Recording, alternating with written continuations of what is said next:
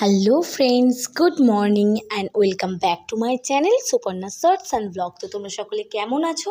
আশা করি সকলে অনেক ভালো আছো আর আমিও অনেক ভালো আছি।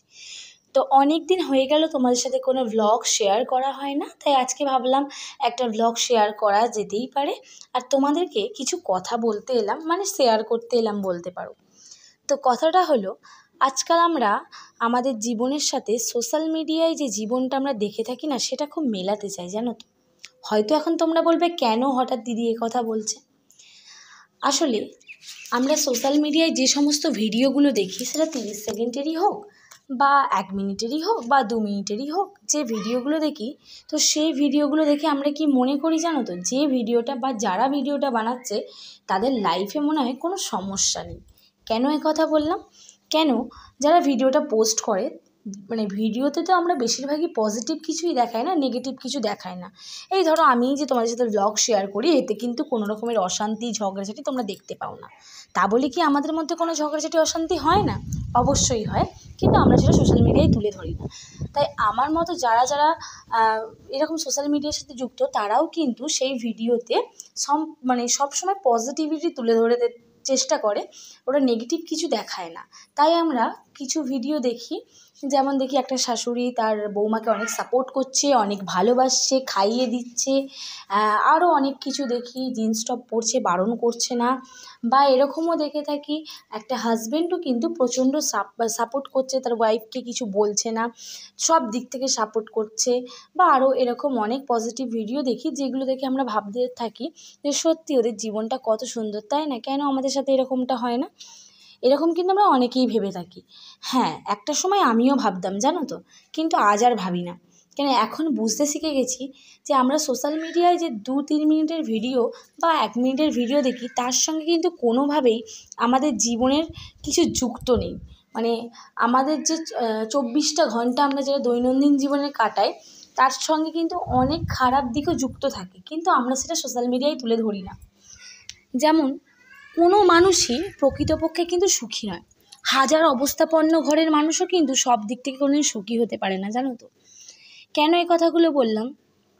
কেন? ধরো একটা রাজা, তার কিন্তু অনেক সম্পত্তি, তার টাকার কোনো অভাব নেই, কিন্তু কিসের অভাব আছে জানো তো? হয়তো তার রাজরানীর অভাব আছে, অথবা রাজরানী আছে, রাজা আছে, রাজরানী আছে, কিন্তু তার রাজকন্যা বা রাজপুত্র নেই।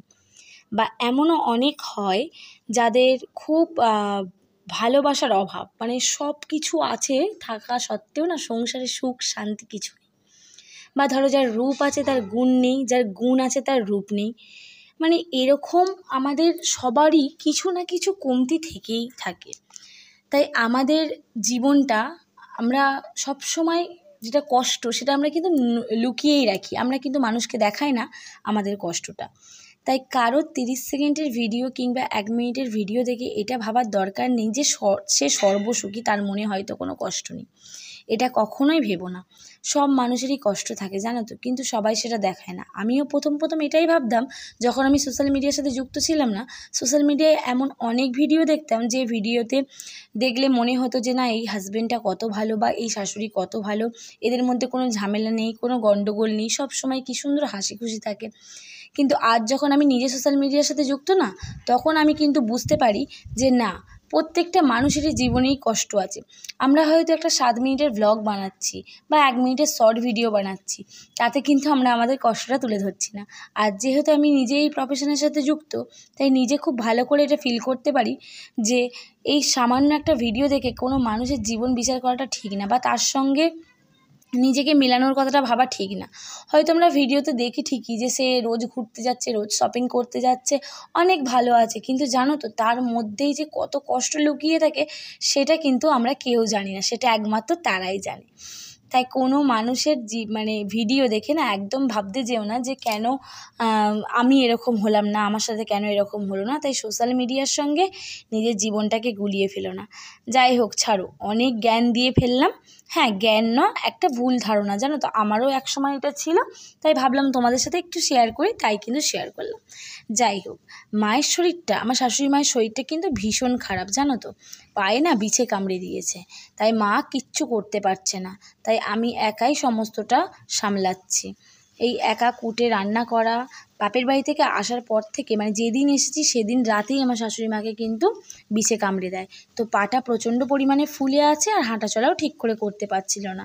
তো এই ভিডিওটা আগের দিনের, আজ আমি যেটা এডিট করছি তো আজ মা অনেকটাই সুস্থ, আজ মোটামুটি সব কিছুই করতে পারছে।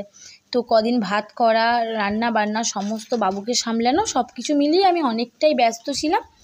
তো যাই হোক, সে একটু কষ্ট করতে হোক, কিন্তু মা যেন তাড়াতাড়ি সুস্থ হয়ে যায়। তো হ্যাঁ, দেখলাম আজকে একটু ফোলাটা কম আছে, বিষেটা কামড়েছে তো বিষেটার অনেকটা বিষ আছে, যার কারণে কিন্তু প্রচণ্ড পরিমাণে পাটা ফুলে রয়েছে।